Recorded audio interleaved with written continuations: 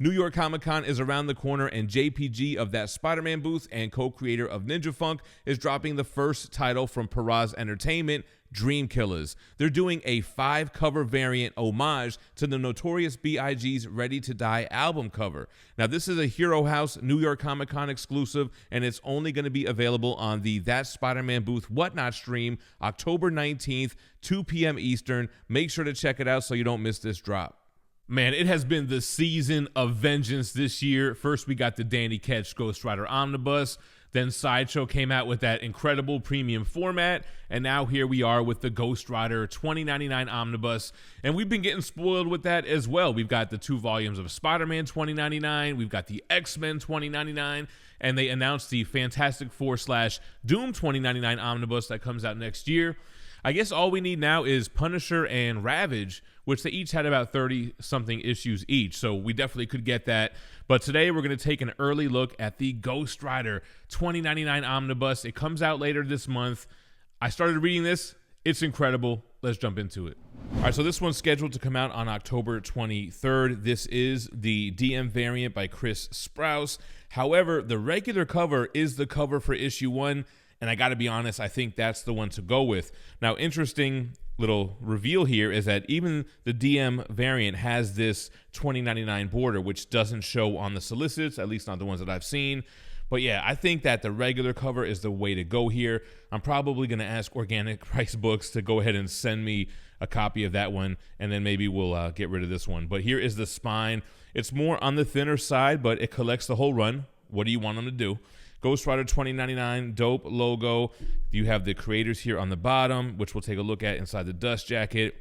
We have our Ghost Rider here on the bottom of the spine.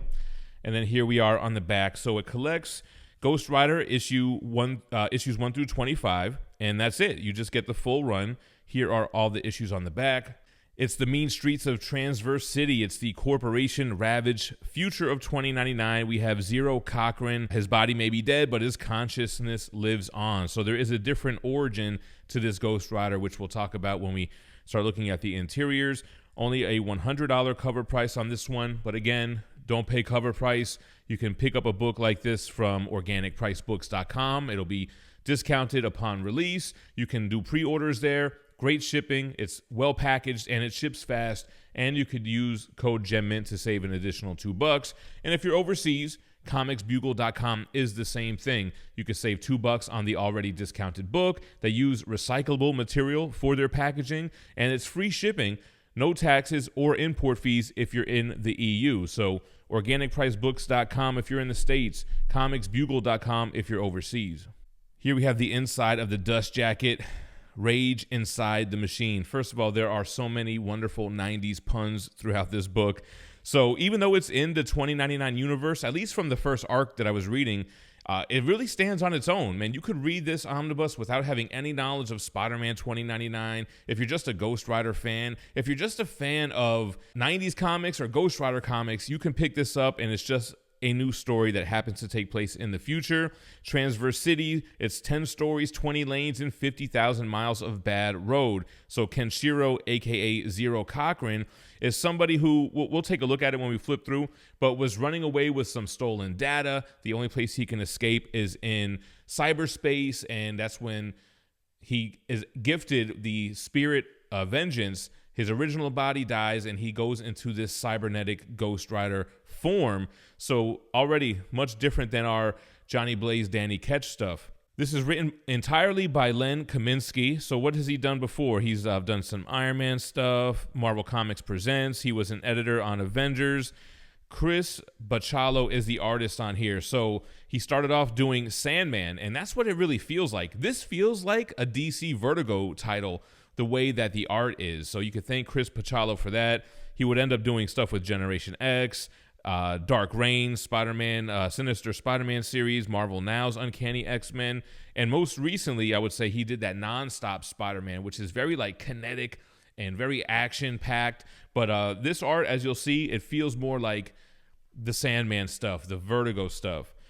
Mark Buchanan also contributes to this. This is somebody from England, and he has done Hellblazer, Miracle Man, and Shade of the Changing Man. So already top tier quality comic books there.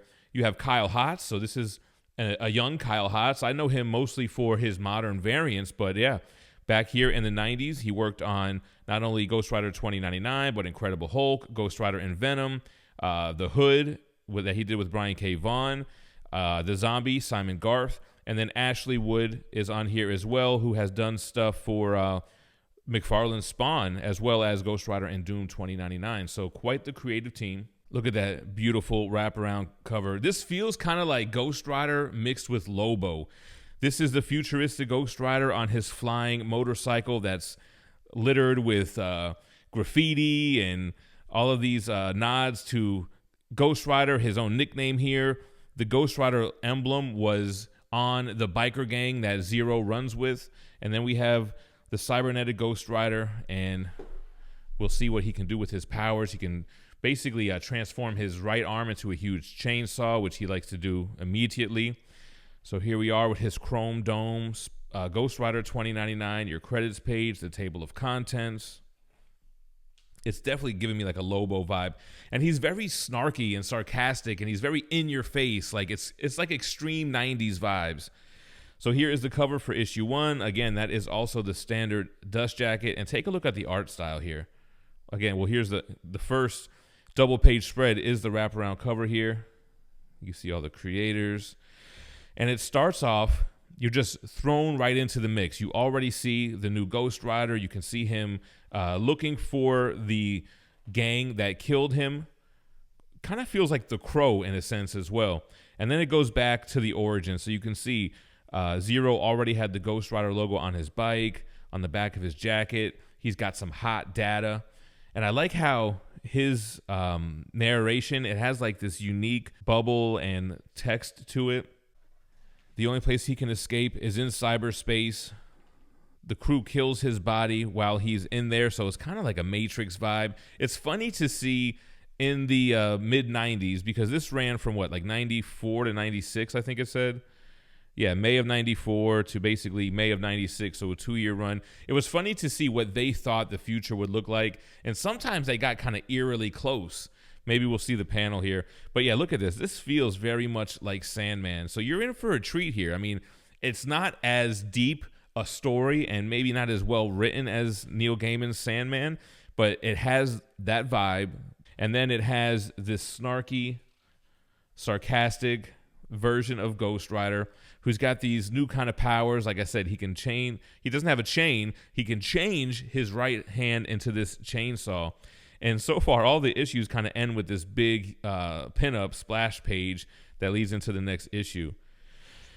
So yeah, man, definitely recommend this. I'm reading this. I'm having a blast. Eventually, he learns that he can use all these different powers and essentially camouflage himself so that he can change back into his human form, even though his human body is technically dead.